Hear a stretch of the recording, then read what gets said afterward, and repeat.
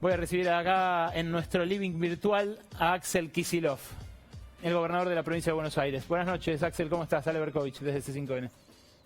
Buenas noches, Ale, te escuchaba atentamente. Sí, decime. Bueno, la primera preocupación es, por supuesto, sobre la Villa Azul, sobre el conurbano sur. Hoy ya se confirmaron, hasta donde yo vi, 93 casos ahí. Está por 15 días cerrado el acceso y la salida del barrio para sus casi 3.000 habitantes.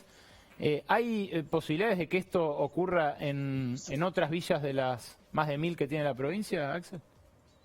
Mira, hoy llegaron también resultados de más testeos y ya hay 144 casos positivos.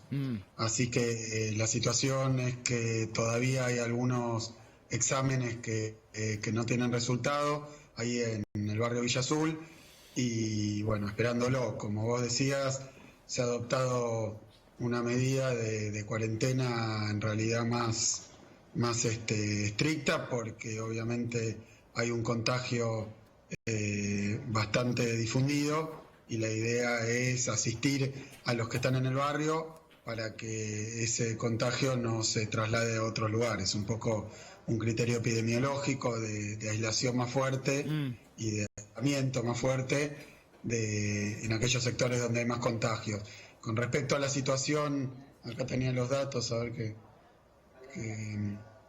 sobre el total de casos en la provincia de Buenos Aires, que son 4.453, hay 634 que están distribuidos en toda la provincia en barrios populares. Así que de esos 634, como decíamos, 144 son del barrio Villaverde, ahí en Quilmes y Avellaneda. ¿Qué otros focos tienen ustedes, y el Ministerio de Salud de la Nación en el plan detectar en la mira para ver si puede pasar algo así?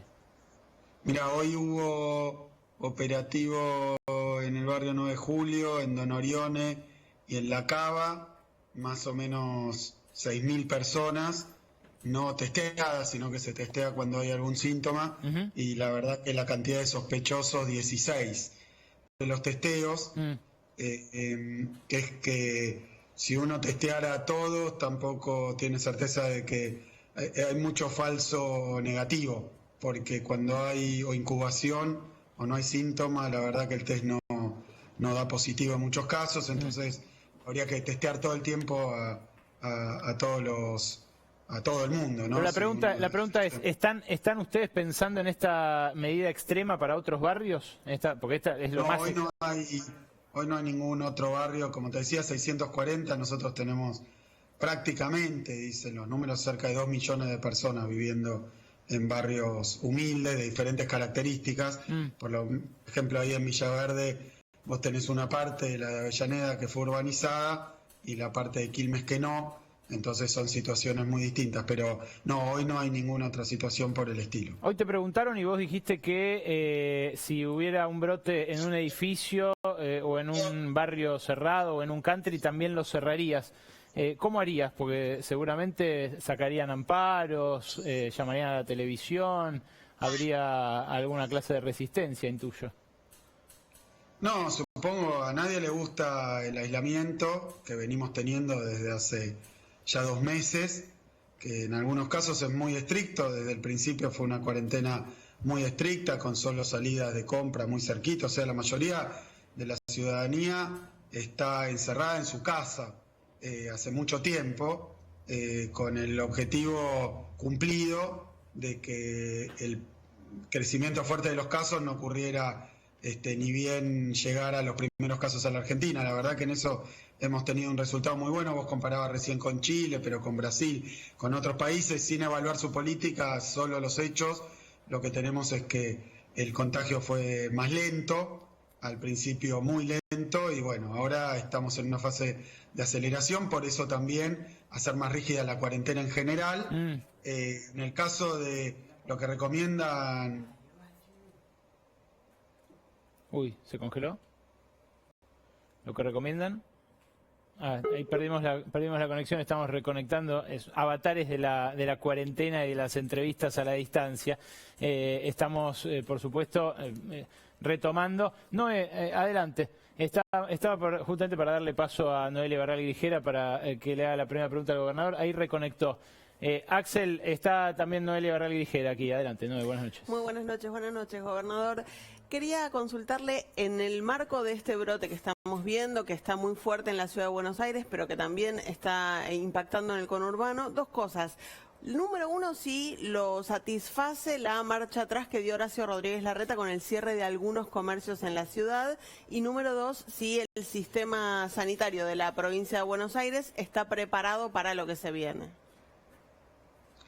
Bueno, yo el otro día lo decía como si se pudiera expresar la política sanitaria con dos reglas muy simples. La primera es que si los casos crecen, flexibilizar no tiene sentido.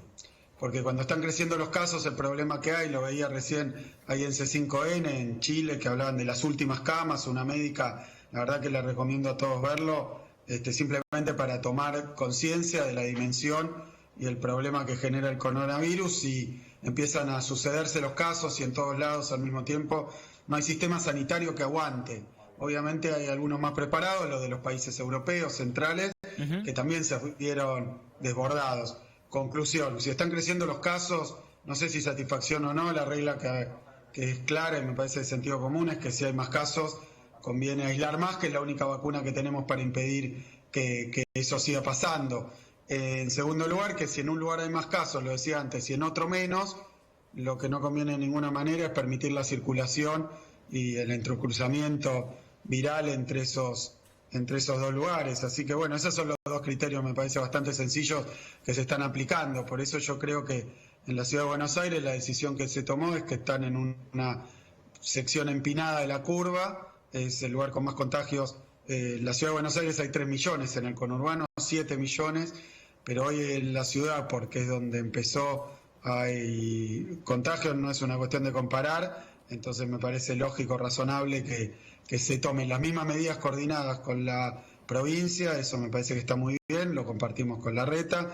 Y en segundo lugar, que si hay más casos, no flexibilizar, sino, por decirlo así, hacer más estricto. Y en tercer lugar, que es lo que estamos estableciendo para el transporte, no permitir el intercambio viral. En cuanto a la estructura de la ciudad, de la provincia de Buenos Aires, duplicamos la cantidad de camas. En este momento, camas públicas en el sistema de la provincia de Buenos Aires alcanzan cerca de 1.800, había cerca de 900 cuando nosotros empezamos con la situación de pandemia, así que se duplicó prácticamente con un esfuerzo enorme. Eso nos va a permitir asistir a muchísima más gente en condiciones de salud complejas, pero bueno, si empieza, como ha ocurrido en Estados Unidos, hubo 100.000 muertos. Sí. Y perdón, ¿y qué porcentaje hay de ocupación de esas 1.800 camas, Kicillof? Era muy bajito. Hoy en cuidados intensivos hay 73 y con asistencia respiratoria 23 del sistema público. Después también en paralelo está el sistema privado en la provincia, que tiene otros casos y otra capacidad. ¿Y cuánto está? ¿Lo tenés también? ¿En cuánto está? ¿En camas y en...? Sí, no, acá enfrente mío. A ver si me esperas un segundo. Sí, tranquilo. Tenemos un sistema en tiempo real. Claro, porque hay como un comando unificado y es lógico, ¿no? Que lo haya. Con lo público y lo privado, sí, hay un sistema único. Yo hoy me preguntaba si en las provincias donde ya está flexibilizada la cuarentena y ya se hacen ciertas actividades, no hay circulación comunitaria, no hay tantos casos, si de repente acá se produce lo de Chile, ¿hay posibilidad de un arbitraje de que vengan respiradores de las provincias o de que mandemos, me imagino que mandar enfermos en aviones sanitarios a provincias donde no los hay no sería una buena idea, pero ¿está pensado eso? Sí, hay muchísima planificación a nivel nacional y provincial. Acá tengo el número de camas. El total de camas de cuidados intensivos en la provincia asciende a 4.577, según el sistema unificado. ¿Y cuántos ocupadas? 1.858 del total. Claro, no por coronavirus necesariamente, claro. Digamos. Claro. Lo que pasa es eso. Yo el otro día lo trataba de explicar. Eso que lo que está ocurriendo también es que otras afecciones respiratorias comunes de esta época, bronquiolitis o neumonía, han bajado mucho la incidencia porque hay menos porque la gente se lava más las manos, porque está también, es decir, la cuarentena también tiene un efecto sobre otras enfermedades que son habituales de la época, pero, decía el otro día, falta todavía para el invierno, que es cuando hay más ocupación de las camas de cuidados intensivos y del sistema sanitario, así que van a probablemente confluir las dos cuestiones. No sabemos todavía cuál va a ser la incidencia. En el Consejo, digamos, de expertos de la provincia veían que después, por ejemplo, de la gripe A, cuando ocurrió, hubo una costumbre más asidua del lavado de manos, etcétera, y eso generó una baja en la cantidad de infecciones que la influenza, la gripe común, la verdad que uno no se anda cuidando como con el coronavirus, pero contagia muchas veces de la misma manera, Axel, ¿no? Llevándose a la boca. No quiero dejar de preguntarte por la política nacional, aunque sea un par de cosas, pero antes que eso, esta mañana un funcionario del Ministerio de Desarrollo Social, el funcionario Daniel Arroyo, el llamado Daniel Menéndez, que además es un dirigente, ¿no?, un referente de una organización de base, dijo esto, que muy brevemente sintetizamos en este audio. Me parece que es un error, en la forma en que se encara. Pareciera como que se construyen guetos de pobres, ¿no? Y se confina a la gente pensando que con la policía se puede, y con un cerco represivo se puede evitar una situación que tiene que ver con un esquema comunitario y no con un esquema represivo. Nosotros desde los movimientos sociales propusimos siempre la idea de que el barrio cuida al barrio, que en definitiva es lo que pasa, la gente no sale del barrio porque la gente es consciente del riesgo que se corre. Es así, la cuarentena ya tiene efectos muy desiguales según la clase social, pero lo que decía Menéndez es otra cosa, que se están creando guetos de pobres. Mira, el modo en el que se implementó la cuarentena contó con participación de referentes del barrio y la verdad que es una política para cuidar a la gente, no es para nada con un fin represivo. Imagínate, el tema es que no haya movimiento para evitar las infecciones. La cuarentena es obligatoria hoy en buena parte del territorio de la República Argentina, particularmente del AMBA, y en este caso, como hay una masividad de los contagios, la idea es evitarlo y no tiene que ver con, como lo decía hoy, era tu primera pregunta.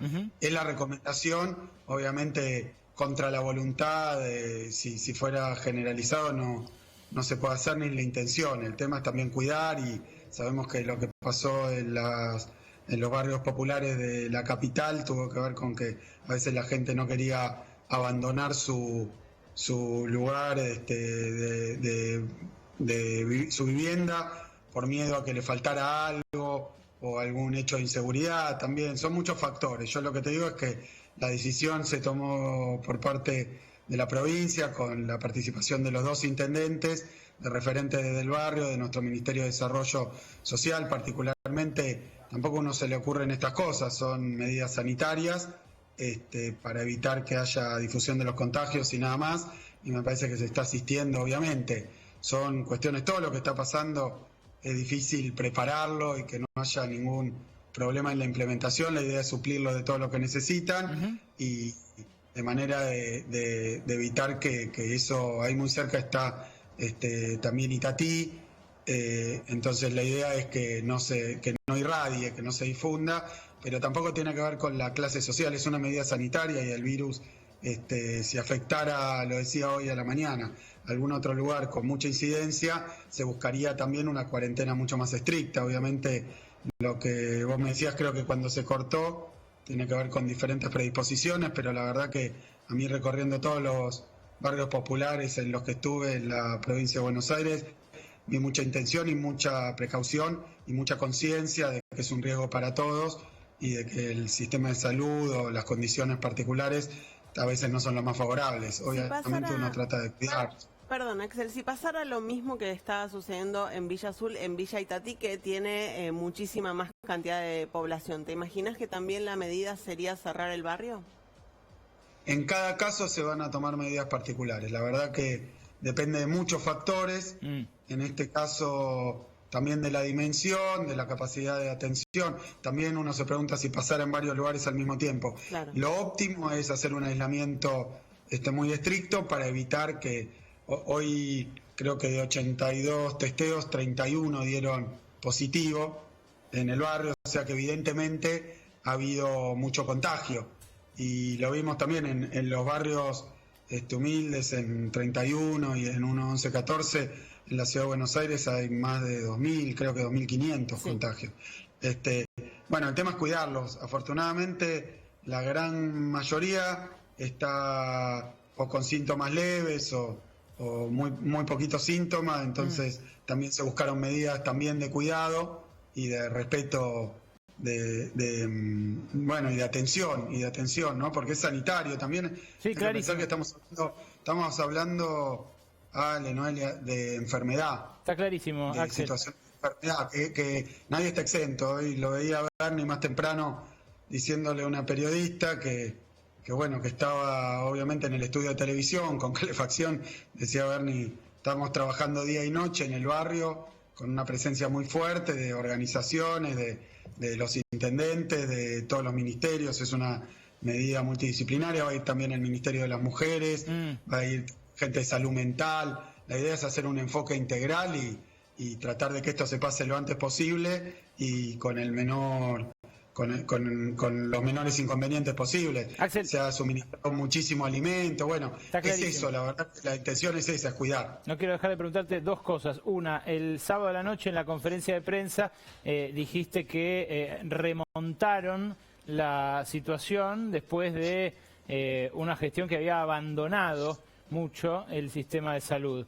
Después hubo respuestas, por ejemplo, al vicejefe de gobierno porteño no le gustó, al jefe de gobierno, que también tiene en este momento una buena relación con ustedes, dijo que María Eugenia Vidal había hecho todo lo que pudo por la provincia. ¿Te arrepentís de haberla mentado? No la nombré, pero lo que no puedo hacer es ocultar la situación en la que estaba el sistema sanitario y no quiero ponerme a hacer la enumeración. Hay un documento presentado hace muchos meses, o por lo menos dos, claro, parece un montón, pero cuando empezó la gestión, que le presentamos a la legislatura con presencia de la oposición, mostrándole la situación real, objetiva, con fotos, documentos del sistema sanitario, el sistema educativo. Bueno, también hicimos una campaña que fue bastante extensa explicando esto y ya este debate ya se dio. Lo que pasa es que no se puede ocultar porque también si no pareciera que acá estamos en Alemania y que llegamos nosotros y vino la pandemia y qué hacen con esto. Bueno, no es la situación en la que estaba, entonces me marcaron que muchas de las cuestiones eran anteriores y yo nunca lo negué, dije que hay un problema estructural, pero hablé de los últimos años y mi evaluación de los últimos años es tan pública que fui el candidato a gobernador y no tengo por qué ocultarlo. La verdad que tampoco es cargar las tintas ni polemizar en este momento. Tampoco se puede ocultar, no me pueden pedir que lo oculte o que no lo mencione con la situación que tenemos, porque es parte de la situación que tenemos. Clarísimo. La verdad que trabajamos para revertirlo, ¿no? Y creo que hubo apoyo, por lo menos acá, por ejemplo, la legislatura declaró la emergencia sanitaria con el voto unánime, o sea que un diagnóstico no bueno había también de los opositores, pero bueno, no le quiero dar más vuelta porque no tengo tiempo. ¿Se entiende lo que digo? Sí, no tengo tiempo. Tenemos problemas muy graves y una perspectiva complicada para estar discutiendo estas cosas. Es clarísimo, pero como hay matices dentro del oficialismo también, en esa relación valía la pena la pregunta y la respuesta. Y la última tiene que ver con el impuesto a las grandes fortunas, una iniciativa que el gobierno, el nacional, el que controla el Frente de Todos, mencionó al principio de la cuarentena como una alternativa para financiar este gasto extra súper tremendo que tiene el Estado, pero que después pareció haberse quedado empantanado ahí en proyectos nomás. ¿Es una herramienta que vale la pena analizar, que hay que apurar, que hay que poner en marcha ya para solventar tanto gasto del Estado?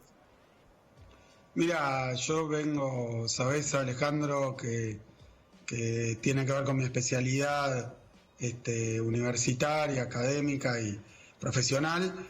Vengo estudiando lo que está pasando en todo el planeta. Lo tratan a veces como si fuera una idea argentina, ¿no? Y la verdad que no estaría ni mal ni bien, pero no es verdad. Se está discutiendo en todo el planeta cómo financiar los gastos excesivos que genera la pandemia, la caída de ingresos, y obviamente ante una situación así se proponen medidas muchas veces extraordinarias que tienen que ver obviamente con la capacidad contributiva. En este momento hay gente que no se le puede cobrar ni el alquiler, ni tiene para pagar lo mínimo indispensable porque perdió el ingreso. Eso del lado de los ingresos.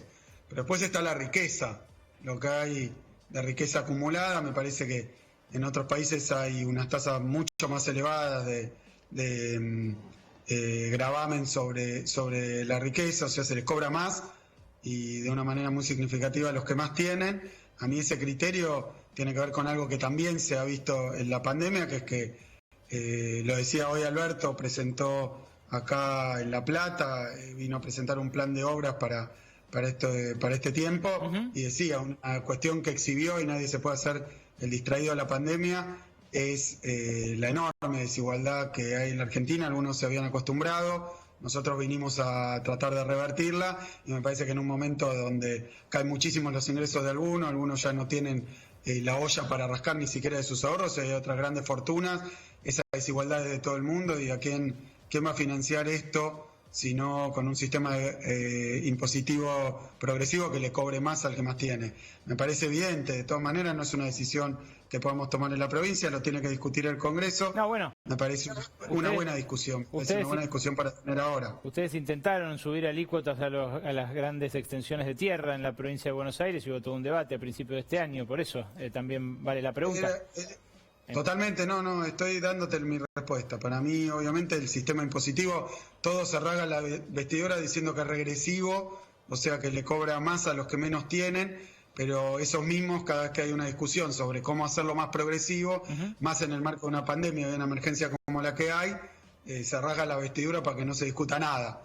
Entonces, creo que es buen momento para dar esa discusión de manera colectiva también, porque, Alejandro, no es una cuestión solo de hacerlo, sino también de cobrar conciencia y de dar esas discusiones que sirven para transformar la sociedad. Es muy fácil decirlo, pero ahora muchos están ahí nerviosos porque obviamente, como vos también lo marcabas, la enfermedad afecta más a los que menos tienen, y parece que algunos descubren cómo se vive en algunos lugares de la República Argentina.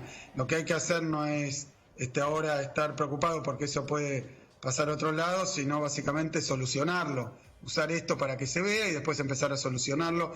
Es precisamente lo que dijo Alberto, y tiene que ver también indudablemente con el sistema impositivo. Si no tenemos un sistema impositivo más justo, si no tenemos una sociedad más justa, como dijo Máximo el otro día, estamos viendo que cada 4 o 5 años aparece otra pandemia, el SARS, el MERS, ahora coronavirus. Entonces, ya previendo esto, hay que ir anticipándose, y más allá de la justicia general, creo que nos tiene que encontrar mucho mejor parados en el terreno de la equidad a la salida de esta pandemia. Hay que construir una sociedad post-pandemia. No es que, como discuten los filósofos, un día va a estar construida, sino que hay que empezar a construirla a partir de hoy. También es un tema a instalar en las cabezas de la gente esta discusión, no el resultado. Tendremos que dar la discusión. Hacemos lo que podemos cada martes, Kicillof. Gracias. Está muy bien. Gracias por Muchas este gracias. rato. Hasta luego. El gobernador de la provincia de Buenos Aires, Axel Kicillof, con todos los temas que preocupan de la provincia, pero también, por supuesto, como economista, metiéndose en la discusión que yo considero la madre de todas las batallas. Si el sistema impositivo sigue siendo así injusto, vamos a seguir teniendo esta sociedad injusta y se van a seguir enfermando